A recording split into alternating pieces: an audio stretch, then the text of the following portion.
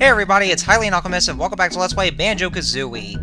In the last episode, we finished the rest of Gobi's Valley, and then after that, we went back to Freezeezy Peak to get that one Jiggy that we couldn't get because, well, we didn't have the running shoes, but we did, and so we got it from Boggy in the rematch. And in this episode, we are going to head over to our next world, but before we do that, well, there's a note door that's right there. That's where the picture to the next world is. But again, before that, there's a big spider web right here that we can just, you know, shit on with the eggs. And there is another warp cauldron. It is a blue cauldron, so we should go ahead and find the other blue one. Which, of course, we can't really get yet because it's a little too high up to reach, but we will later on. And also, there's Brinty again, so let's hear more of those secrets. The disgusting Gruntilda has rat bagels for breakfast. Ugh. Dead rats, I assume. Then she usually has slug stew for dinner. Yuck! Oh boy. Wart bags and fishes. I love the name wart bags. Cockroaches and cream for dessert. How horrid! Oh, sure it's horrid because, well, my mother's afraid of cockroaches. And, well, you know, I kind of am too, but, you know, I'm still brave enough to kill them, but still. I mean, you can blame her because, you know, everybody else is afraid of cockroaches. Well, at least everybody that I know. Man, all those morsels that Grunty would have for everyday meals. Long of tooth and strong of arm, Grunty's got the lasting charm. Well, you do have the lasting charm by your rhymes. But yeah, those meals that she would have, you know, honestly, I gotta say though, that kind of does sound like something that Shrek would have. Because, you know, he usually eats stuff like, you know, slugs or other gross things, but, hey, you know, it's justified at least, because, well, you know, he's an ogre. And, you know, he'll just keep on eating those, and I guess you can say that it's never going to be ogre. Okay, every time I mentioned Shrek, I just had to use some sort of ogre pun right there, but I'm going off topic here because we are not watching or playing Shrek. Because there's, of course, these Shrek video games, but we are playing a game about a bear and a bird. So the picture to the next world that we're going to, it's very far apart from the entrance to said world, which you will see later on. There is a passageway area here that's blocked out by a gate, but we cannot reach it just yet because the water is too low. And I'm saying stuff like the water is too low because, yeah, if you've already guessed, we are going to be finding a way to raise the water level later on, but we're not going to do that just yet, though. But there's our next picture, and this one right here requires 10 jiggies. And it's a spooky mansion, because remember in the last episode that I said it was going to be someplace spooky? Well, that place is none other than Mad Monster Mansion! That was a pretty lame evil laugh that I just did. But anyways, let's see, what was I? Oh yeah, because I was actually trying to find where the exit is. Because, ladies and gentlemen, one thing, what kind of problem that I would have when recording these videos is that, I think because of the way that I would set up my capture device, you know, my Hop-Hog, and, well, previously it was a Dazzle, but, you know, back then when I would just hook up my recording devices, for some reason, the TV just darkens a bit. Either that, or I think it's because of the TV settings. Or maybe it's usually the way that, I think it must be the way that the non-HD consoles, like the N64, for instance, would be. Because, I mean, like, they're still fully capable of playing on an HD TV, because, I mean, I currently have an HD TV right now, and that's one I'm currently using. And, you know, those other non-HD consoles, they are still capable of being, they're still compatible with the HD TV. It doesn't have to be, like, or just be those older TVs that we all used to have, but it can be played on those kinds of TVs. And I think because of that, I think because of that, it could be that the TV is a little darker, but I would also think that, that I just set my capture device up and the TV kind of darkens a bit. So because of that, whenever it's like that, it's hard for me to see exactly where I'm going in these darker rooms. That's why I kind of lost my way to get to the exit. I'm not gonna lie though, I just noticed right here, like, it kind of looked like Banjo's shadow just disappeared. It's kind of weird. If you think I'm rather soft, I'll be waiting in the loft. Well, wish we would, but it's too early for that right now, Grunty, so let's just wait. You want to destroy that gate first before heading to the mansion, because there is a transformation in there that we can use. And we're going to need to go in there as that transformation, but we can't do that otherwise. We can't destroy it otherwise, so make sure you break it first. So anyway, another Renty. Did you know that Warp Bags keeps a dragon's foot in her pocket for luck? Oh god, that's just horrible. She killed a dragon and stole the foot. I've also seen my sister cuddling a huge sweaty baboon in bed at night. Oh wow, really? She's really proud of her broomstick. It's a top-of-the-range Super Gut Lifter Pro. Well, I guess it's kind of a fitting name because as much of a heavyweight that Grunty is, like just seeing how rotund that she is and how she desires to lose all that and become thin by stealing Tootie's beauty, it's really much. Well, we saw that in the intro or in the opening cutscene that the broomstick is still able to carry Grunty without any problems whatsoever, without even snapping in half. I mean, that's just amazing. It doesn't even impact at all, despite Grunty's weight. Anyways, welcome to Mad Monster Mansion, and let's break the windows, you know, causing property damage. These two guests are rather dumb. Let's make sure they're unwelcome. Oh, gee, thanks. And we kind of do deserve this welcome, so I guess we can just make ourselves a home here. Not that she ever wants us to. But as you've already guessed from from the way that Grunty was speaking in her dialogue like that, this mansion is actually owned by Grunty. Yeah, Gruntilda actually owns this mansion. And quite an impressive mansion at that, even though it's kind of decrepit and falling apart a bit. There's a bunch of spiderwebs everywhere. Yeah, I guess, a mansion this big, but, it's still rather an old mansion, so... I do wonder how much of the rent she has to pay. Maybe not by much, because even though it's a big mansion, it's still rather old, so... Yeah, maybe it's probably a bit low as far as rent goes. And there's, here we're in the cellar. One thing I want to cover first, if you... look right here, those barrels. You'll see that, well, all the other barrels are different. Like, all of them are, they can be breakable, but there's one in particular that's concealed by metal crossbars, which means that we can't really penetrate those. So that is something that we'll have to figure out for later, or how exactly do we ever get inside there. The mystery still remains deep. So anyways, let's see here. A few enemies I haven't even gone over yet. First enemy, we saw those bats flying around. Those are called the Nibblies, and you'll see them hanging from the poles, or I mean the pipes by those water spouts. If you get close to them, then they'll start flying around, and they will try to attack you as a result. Like this one here. And inside the mansion, or one of those windows that we broke, those other enemies, like the real Champas that popped out of those portraits and look skeletal, those are called the Portrait Champas. But they behave exactly the same way as those real Champas, where they just pop out if you get close to them. You just kill them with rat-tat-rat, and they also take away 2 of your honeycombs if you make contact with them. And the last enemy, those, oh, actually, no, there's not the last enemy, there's 2 more. The skeleton enemies are called the Limbos, and they are very similar to the Mum-Mums in Gobi's Valley. Where if you just, use the Rat-a-Tat-Rap against them, then they'll fall apart, but they'll reassemble. And the only way to kill them is by using the Wonder Wing. And the last enemy, the ghosts, the green ghosts, are called the Teehees. The only way to ever kill them, of course, is using the Wonder Wing. Well, which you just saw me doing. They can't be attacked otherwise, because they're very transparent. The Rat-a-Tat-Rat will not work, so make sure you use the gold feathers against them. It's the only way to ever kill them. Which is why you should also save your gold feathers as well, because I didn't even mention that the gold feathers themselves are very scarce in this game. So make sure you don't waste them too much. I mean, I kind of seem to forget that and do that as a result.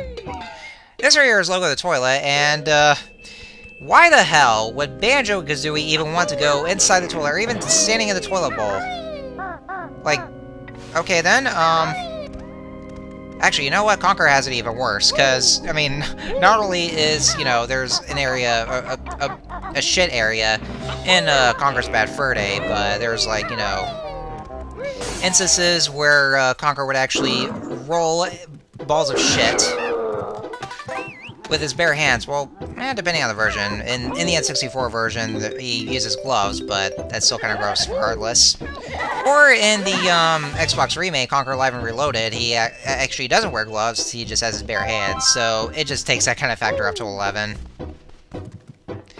And of course there's a shit mountain, and there's of course an opera-singing shit monster who has a lovely voice, and one that we will always remember, but you know, we will be seeing that kind of gloriousness when I get to do a Let's Play of Conker's Bad Fur Day. Who knows how long from now. Let's see here, yeah, so there are ways to get into the mansion just by shattering those windows. You know, just breaking in. Because we are so good at doing that. Hey, we can get away with that in RPG games. We can do that in this game. Excuse me, in this game too. And it's also Halloween themed as well. Which, you know, I kind of do like this level because of that, because Halloween is, of course, my favorite holiday, like I've mentioned before. It's too bad we're not in October though. This is April. Let's see, we have well, we had April Fool's Day, and there's of course Easter. So yeah, Halloween on Easter. Won't be the last time we'll be going through stuff like that though. Oh yeah, that's right. I also want to mention something very interesting. You might have noticed those portraits of what looks like a captain of a pirate crew, or at least a pirate himself. As a matter of fact, this guy was originally going to be a real character in a prototype version of Banjo-Kazooie, and his name is Captain Black Eye. Banjo-Kazooie was originally going to be a different kind of platform game, I guess. It was initially called Project Dream, and it was about this boy who has his girlfriend getting kidnapped by pirates, and with the captain himself, the main antagonist, being Captain Black Eye. And then, and I think it was being developed around by the end of the Super Nintendo's lifespan. I think, correct me if I'm wrong, but around the time when the N64 came out, then they kind of scrapped that idea. Well, I mean, maybe scrapped that idea, or more so, they retooled that. And so, like, after the N64 came out, and then it was brought over to the console itself, then they decided to just go ahead and retool that idea, and so that game became Banjo-Kazooie. And so because of this, and that's why you'll be seeing cameos of Captain Black Eye himself in these portraits in this game. And also, spoiler warning, he later on appears in Banjo-Tooie, but once I get to that game, then, well, of course, you actually do get to meet him in person, but more on that once I get to that game. So yeah, a little interesting piece of trivia that I want to go ahead and point out, since we did see Captain Black Eye in those pictures. So anyways, so for that Jiggy right there, that was from Napper. So yeah, what you want to do to get that Jiggy, like I just demonstrated, just go down the chimney, kind of like Santa Claus, even though it's not Christmas, it's Halloween. And so you go from the fireplace, and make sure you don't land on those wooden on the wooden floor, because if you do, then it makes a loud creaking noise that will be enough to wake up Napper, and so his body will become completely solid, and therefore it completely prevents you from getting the Jiggy, and, well, you know, while he's awake. But as long as he's sleeping, they can actually go right through him. So just hop across those chairs, make sure you don't fall to the wooden floor, and then just go right into the table. You don't have to sneak behind him either to get to the Jiggy, and just run over to him, and then go inside of him, and then there's your Jiggy. So it's just as simple as that, but just it takes a bit of platforming to get across the chairs, but it's a little simple like that. Let's see here. I guess that's all I can explain. Let's go inside this shack here. And what do we have here? I see a bunch of letters and tiles with Gruntilda's head there. And this piece of glass right here. And, okay, well, I meant to land on him right here. But no, I just missed him. This right here is Tumblr. Or Tumblr, actually. No, not that website Tumblr, but, you know.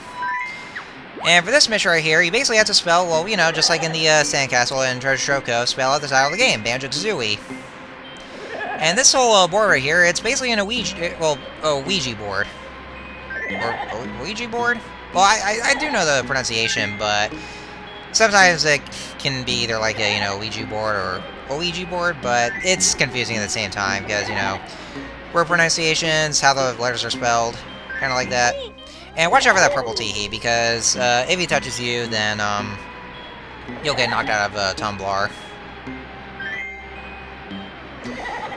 So yeah, it's very much like those Ouija boards that you see in real life, where you take a piece of glass, or at least some sort of a plastic thing, and then or maybe a plastic lid, and then you just move it around and you spell the letters, and it's actually a way to contact the spirits.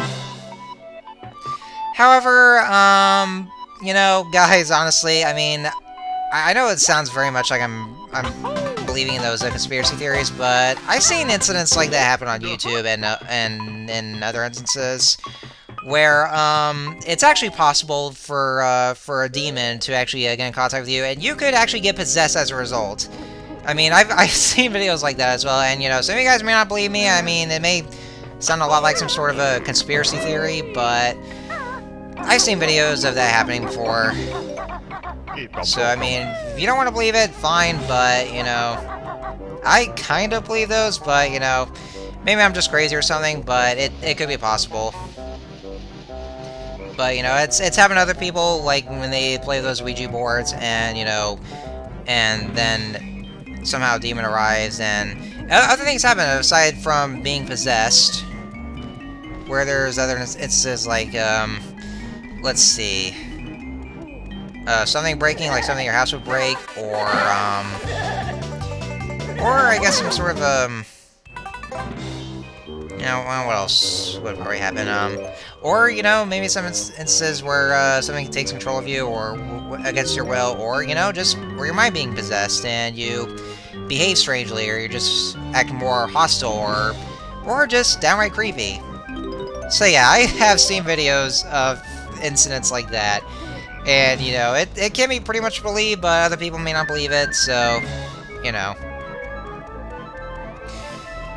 Anyways, this right here would be our last Jinjo. Wow, pretty early. I was on the way to getting the first 5 Jiggies, or not even that many Jiggies in, and I got the last Jinjo.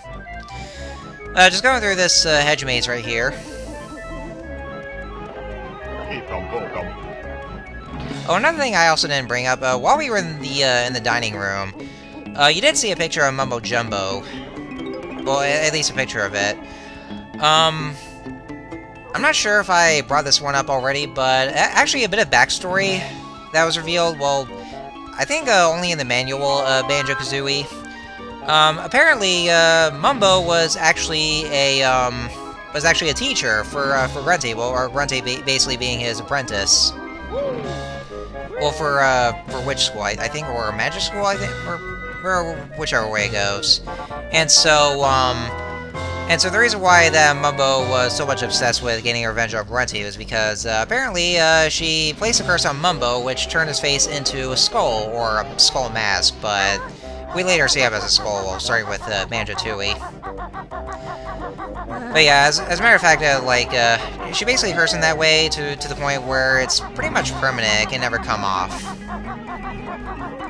And so that's why Mumbo was pretty much obsessed with getting revenge on Grunty. But that's also the reason why you see a picture of Mumbo in the dining room. It could be supported by that kind of evidence. For what it only says in the manual of this game. Alright, so, and once we found the switch, the door to the church will open under a very short time limit, so that's why you want to go ahead and put on your running shoes. Just make sure that you bust down the gate that's right there before doing so. You're really gonna want to do that. So that way there you can be able to get across there and just get into the door on time.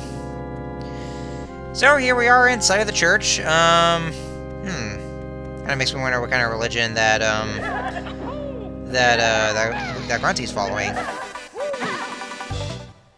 And yes, as you can see here, I don't have very many gold feathers left, and it's not good there because I mean I need those gold feathers to kill those Seehees. Well, you know, the word kill would be redundant against those kind of ghosts because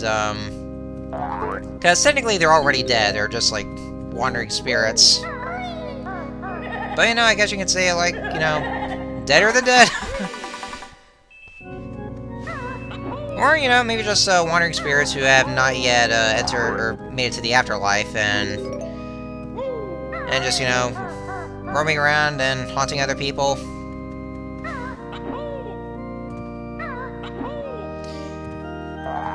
And yeah, here at Mad Monster Mansion, one kind of issue with this level is that the music notes are a bit spread out more. Like there's some in the or by the edges of the gutters on the roof. And there's also at least one in each of those chairs here. So that's what it's kind of like in this level. And this here is Moat-san, the Ghost Hand. And this mission right here, it's actually very, very easy right here.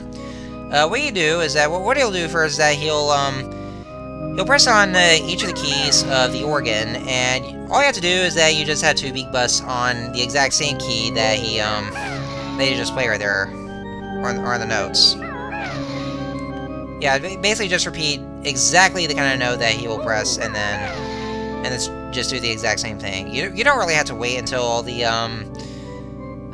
other keys to pound on to memorize this. It's not really a memorization kind of game. It's perfectly acceptable to just immediately pound on the key after the one that he just pressed down. The only kind of difficult side is just by pounding on the minor keys. Yeah, the black ones right there. Because of their small size. It's easier to do on the major ones, but for those minor keys, then it's not that easy. So just make sure that your beat busting on those keys is, of course, precise. I'm doing pretty good so far, though. I mean, I've never even failed this mission once. Although it was kind of a close one, because I kind of went off the edge for a bit. But it is painfully easy. Even for one of those later levels, which should have been, like, you know, more challenging as the levels go on, then it's just pathetically easy, I should say. But anyhow, so after that's done, then we, of course, got a Jiggy on top of those organ pipes. Yeah, it's not really worth it to just, to bother with this mum, because, you know, I am all out of gold feathers! Oh no!